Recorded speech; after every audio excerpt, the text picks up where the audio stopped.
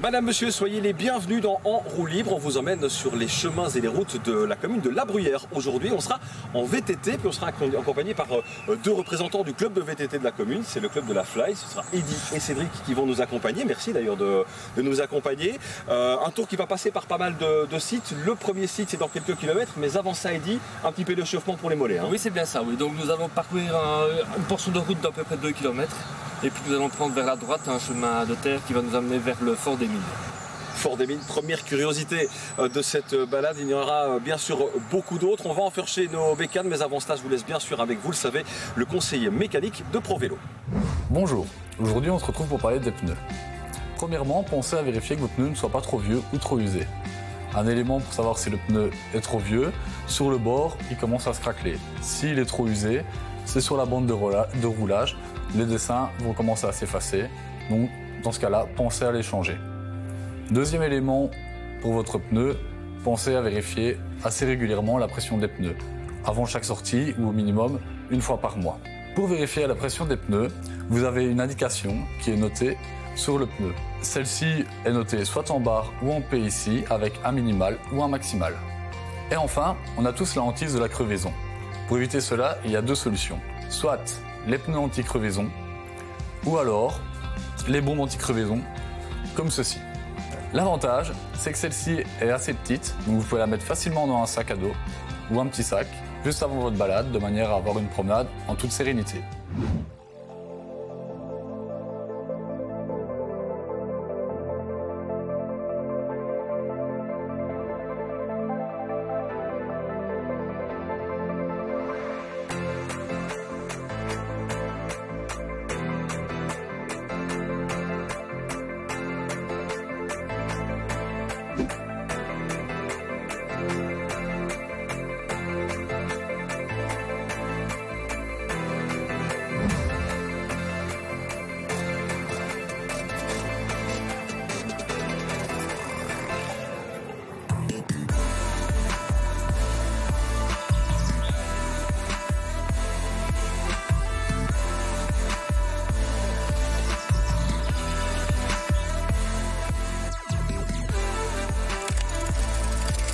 Et voilà Cédric et Eddy, on est devant un lieu d'histoire au niveau de la commune. C'est un des premiers gros sites devant lequel on va passer, c'est le Fort des Mines, Eddy. Fort des Mines, ouais, je vois 1891, il date pas d'hier. C'est ça. En fait, ce fort a été construit autour des années, donc fin des années 1890 en 1900. Construit avec 8 autres forts autour de la province de Namur. Donc ils ont été construits quasiment en même temps. Ce fort évidemment est fermé. Vous pouvez le visiter en voyant le site de la commune, où là vous avez les dates, où il y a des expositions même. Et vous vous adressez à la maison de la mémoire si jamais vous voulez plus de précision. Voilà. Un site à visiter vraiment impressionnant. On le voit d'ailleurs avec cette entrée au milieu des bois. Nous on va faire le tour du site, le tour du fort par les petits sentiers, puis on va forcément repartir vers Rhine via le chemin de la Falise. Alors chemin de la Falise, très roulant, très piégeux aussi. Chemin de la Falise, oui, exactement. Donc on s'en va vers Rhine, chemin de la Falise un peu plus rocailleux. Donc je conseille un peu aux VTTistes de tenir la partie gauche ou droite de la route qui est un peu plus carrossable. Et puis de soulever de temps en temps la roue de devant parce qu'il y a quelques nus qui traversent le chemin. Et puis direction Rhine dans 3-4 minutes. Allez, en passant par le château de la Falise, magnifique site. Avant effectivement d'arriver au centre-ville, je veux dire, presque, puisque ce sera la maison communale, notre prochaine étape. On y va les gars? On y va. Allez, okay, on y va. On est parti. C'est juste la demi-tour si vous voulez bien.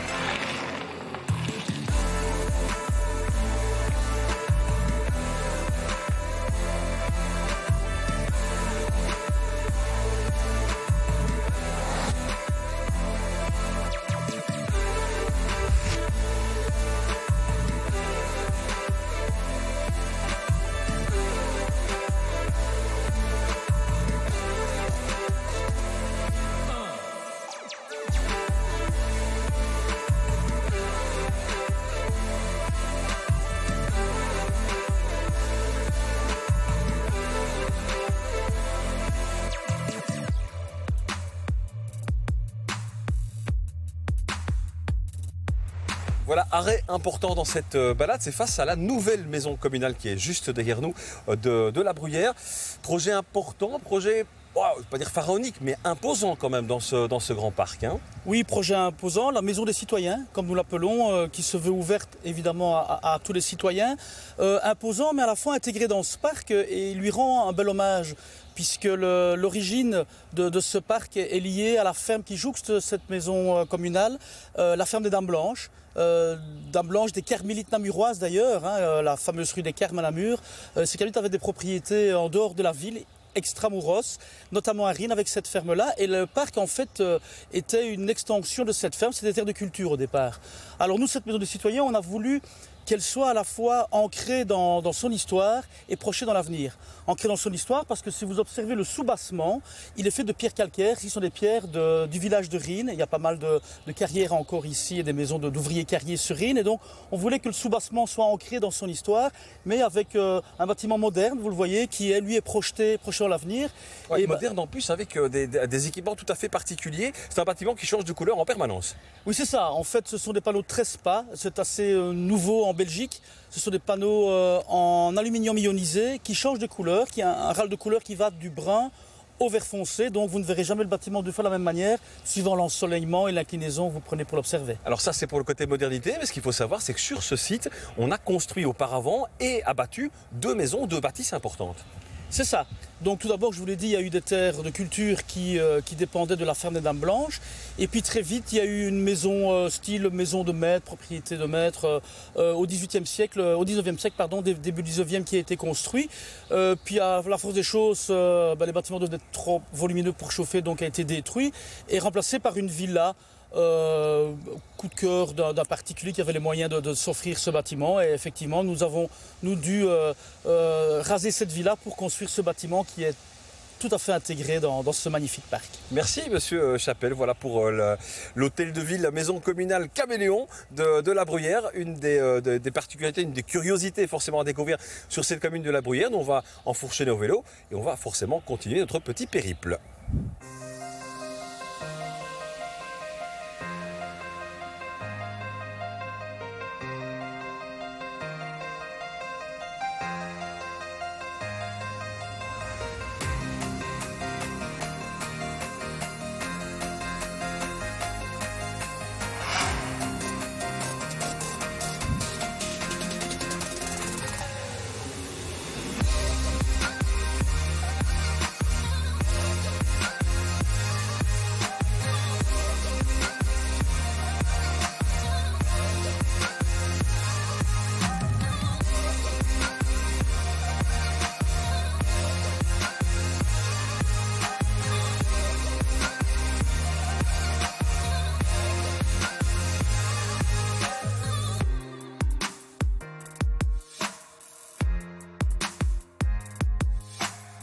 Et bien voilà, nous sommes devant la distillerie de la Bruyère. C'est un site qu'on connaît un petit peu moins, logé dans une petite rue calme. Pourtant, la tour est absolument splendide. Alors, c'est quoi cette distillerie? Alors, cette distillerie, eh bien, c'est un ancien site fortifié. Et la tour faisait partie donc d'une exploitation agricole. C'est du XVIe siècle. On a retrouvé des vestiges dans le sol qui ont pu donc être datés. Et l'habitation, elle, est du XIXe siècle. Le bâtiment qui est à l'arrière de la tour est l'ancienne distillerie. Tout a été rénové et est maintenant habité par des particuliers. Alors qui dit distillerie, là vous nous racontez un peu l'histoire effectivement de cette distillerie, mais ça veut dire qu'on y faisait de l'alcool dans ce bâtiment? Oui, on y faisait de l'alcool donc dans l'exploitation agricole. C'était spécialement pour cette raison. Oui. Une distillerie, pas très loin de ça des vignobles, la Bruyère, terre d'alcool visiblement. Non, ça va nous donner une mauvaise réputation, mais c'est vrai qu'à la Bruyère on est festif. Mais il n'y a aucun lien entre les deux. Non. Bâtiment qui n'est pas visitable, je pense. Par contre, le domaine, lui, est accessible au public? Non, mais sur demande aux propriétaires, là comme aujourd'hui, donc ils acceptent qu'on entre et qu'on visite et qu'on fasse voilà, ce film qu'on fait pour le moment. Oui, et puis c'est un bâtiment qu'on voit relativement bien depuis la route d'ailleurs. En tournant tout autour de ce site de la distillerie, vous aurez l'occasion largement de prendre des photos. Nous, on va se quitter ici parce qu'on va reprendre et enfourcher nos vélos pour aller sur notre prochaine étape. Et bien, ce sont justement les vignobles du Riz d'Argent et du domaine du Chenois. En route!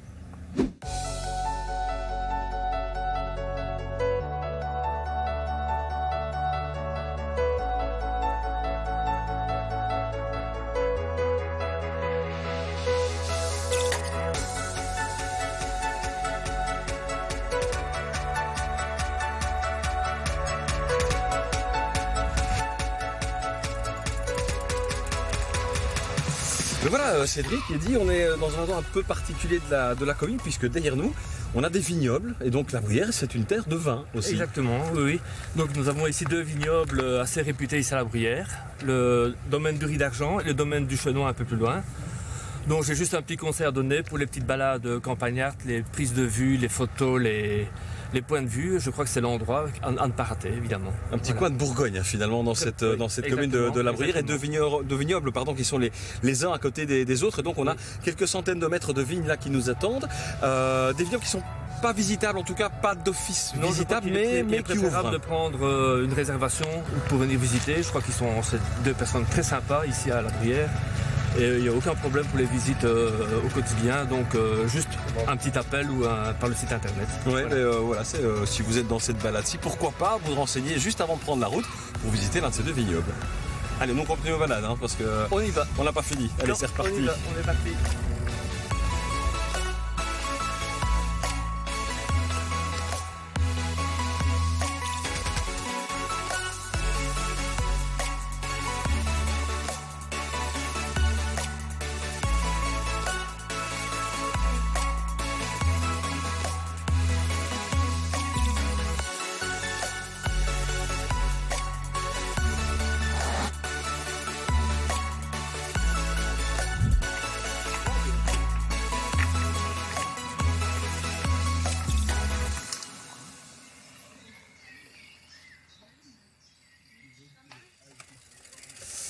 Voilà les amis, alors ici on a fait une très très jolie descente déjà, c'est assez sympa, un peu technique, prudence quand même dans la descente parce qu'il y a quelques petits pièges. Et puis alors la récompense de cette descente, c'est le pont du Semois où on est ici. C'est vraiment un joli petit endroit, Eddy, on est au-dessus d'un cours d'eau, c'est quel cours d'eau? C'est le Oui ici, donc en fait c'est un petit endroit magique, mais d'une grande complicité avec la nature, donc pour les personnes qui veulent faire des balades, etc. Ici je crois que c'est l'endroit rêvé pour faire son petit pique-nique.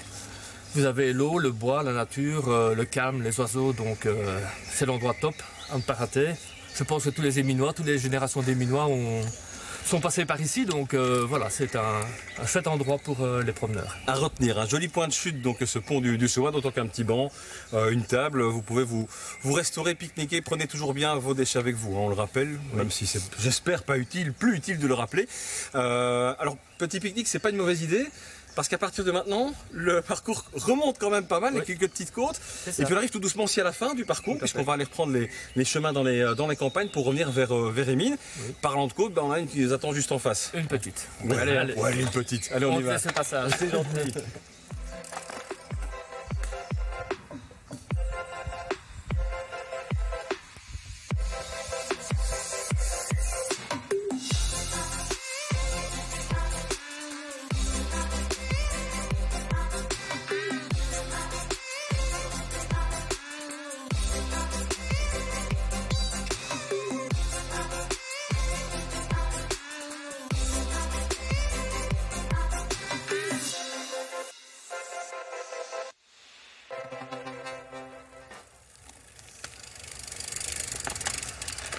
Voilà Cédric et Eddy, de retour à notre point de départ. Merci en tout cas pour votre présence sur toute cette balade, très très chouette balade, merci de nous l'avoir dessiné aussi, avec plein de chouettes sites. On espère que pas mal de gens parcourront cette promenade en VTT.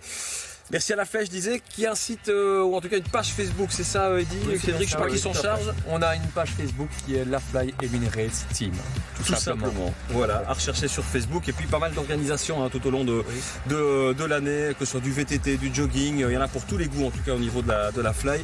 Merci à vous, bonne continuation.